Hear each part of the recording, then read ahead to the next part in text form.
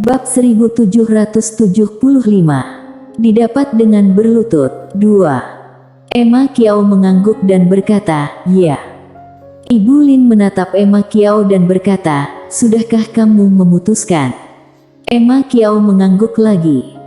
Mendengar ini, Ibu Lin menggelengkan kepalanya sedikit dan berkata, "Nak, apakah kamu tahu apa yang kamu lakukan?" Emma Kiao tersenyum sedikit dan berkata, "Tentu saja aku tahu, Ibu Lin.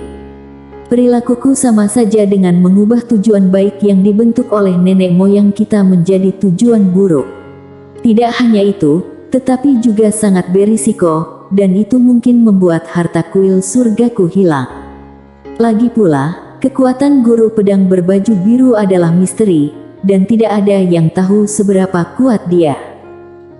Ibu Lin berkata dengan suara yang dalam, "Tapi kamu tetap memutuskan untuk mengambil risiko." Emma Kiao mengangguk, "Aku harus mengambil resiko. Karena Istana Sengong telah memutuskan untuk bergabung dengan klan surgawi kuno, tidak hanya Istana Sengong, tetapi juga kediaman langit. Jika kita tidak berpartisipasi, dalam 100 tahun ke depan, Istana Sengong kita akan ditinggal oleh mereka. Apalagi kali ini, klan surgawi kuno bukan hanya Mileye yang merencanakan." Ibu Lin menggelengkan kepalanya, "Aku tidak tertarik untuk mengetahui apa yang mereka rencanakan, Nak. Aku hanya ingin memberitahumu bahwa keputusan apapun yang kamu buat dapat membawa malapetaka ke kuil surga. Juga, aku memberimu saran. Meskipun ku tahu kamu tidak akan mendengarkan, aku masih harus mengatakannya. Artinya, kamu bisa menolaknya sebagai orang yang dominan atau tidak membantunya, tetapi jangan berurusan dengannya dengan orang lain. Sekarang kamu pikirkan sendiri." Dengan itu, dia berbalik dan meninggalkan aula. Di aula, Emma Kiao menggelengkan kepalanya dan tersenyum, pikiran tua yang keras kepala. Saat dia berbicara, dia melihat ke langit di luar aula dan berbisik, "Sebuah janji telah menjebakku di kuil surga selama bertahun-tahun, dan aku tidak tahu apa yang dipikirkan oleh ketua sekte tahun itu." Kediaman penguasa kota. Seorang pemuda berjalan melalui taman dan tiba di halaman kecil di belakang kediaman penguasa kota. Di halaman, seorang lelaki tua berlengan kain sedang berbaring di kursi jemur, bergoyang perlahan. Di tangan kanan lelaki tua itu, dia memegang teko kecil. Pemuda itu berjalan menghampiri lelaki tua itu dan memberi hormat sedikit, "Kakek."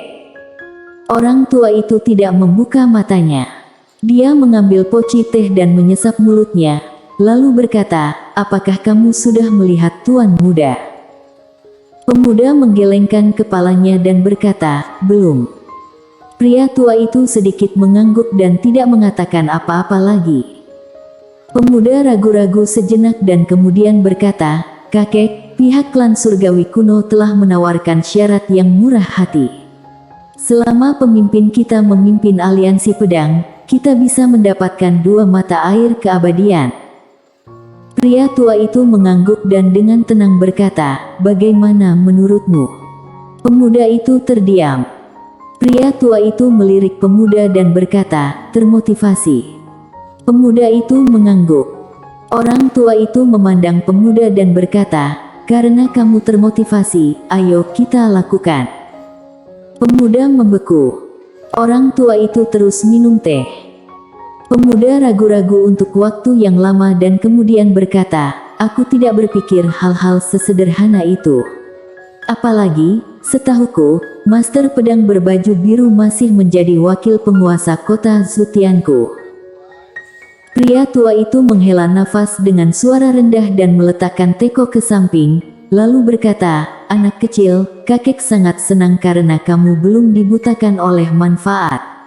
Jika kamu langsung setuju dengan klan surgawi kuno, maka kakek tidak hanya akan menghapusmu, tetapi juga mengeluarkanmu dari keluarga Lin kami." Mendengar hal itu, pemuda sangat terkejut dan dengan cepat datang ke belakang lelaki tua itu untuk memukul punggungnya. "Tolong beri aku saran, kakek." Orang tua itu memandang ke langit dan berbisik, Ketika seusiamu, aku mendapat kehormatan untuk bertemu dengan Master Pedang berbaju biru. Pada saat itu, apakah kamu tahu bagaimana sikap kakekmu terhadapnya?" Pemuda itu menggelengkan kepalanya. Pria tua itu berbisik, "Kakekmu terlihat sangat rendah hati ketika menghadapinya. Kamu tidak dapat membayangkan bahwa aku belum pernah melihatnya begitu rendah hati terhadap orang lain. Apalagi, apakah kamu tahu bagaimana Master Pedang berbaju biru, wakil penguasa kota berasal?" Saat dia berbicara, sedikit kerumitan muncul di matanya. "Kakekmu berlutut di tanah dan memintanya untuk menjadi bidak." Mendengar ini, pemuda itu membatu. Orang tua itu berkata lagi, "Dan begitulah, dia bahkan tidak mau." Akhirnya, kakekmu yang memohon dengan sangat keras sehingga dia bersedia menjadi terkenal. Dan dia punya permintaan saat itu, yaitu, jika seseorang datang ke sini dengan token link dari Master Pedang di masa depan, harap kami dapat membantu. Dan tahukah kamu bagaimana tanggapan kakekmu?" Pemuda itu menggelengkan kepala.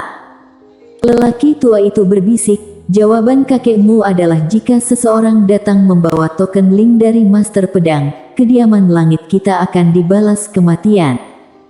"Membayar untuk kematian?" Pemuda itu tidak berbicara. Orang tua itu berkata lagi, "Kakekmu sudah mencapai alam menaiki langit." Mendengar itu, tiba-tiba mata pemuda itu mengecil. Pria tua itu perlahan menutup matanya dan berkata, "Setelah bertahun-tahun, aku pikir token link dari Master Pedang tidak akan pernah muncul lagi. Namun, aku tidak menyangka akan muncul sekarang.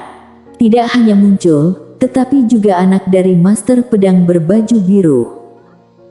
Sambil berbicara, dia tiba-tiba meminum teh di teko, kemudian dia berkata, "Ini kesempatan kita. Kirimkan perintah dan biarkan semua master kediaman langit kita segera kembali. Jika mereka tidak dapat kembali dalam sehari, mereka akan diusir dari kediaman langit. Juga, semua tetua akan dikirim kepadaku. Selain itu, kamu harus segera memberitahu klan surgawi kuno dan bilang, aku adalah klan surgawi dari kediaman langit bersedia membantu mereka." Mendengar hal itu, pemuda itu berdiri diam dan berkata, "Kakek." Pria tua itu melirik pemuda dan berkata, "Bodoh. Mari kita berjanji pada mereka dulu. Ketika mereka mengira kita akan membantu mereka, tiba-tiba kita menusuknya dari belakang. Hebat bukan?" Pemuda bersambung.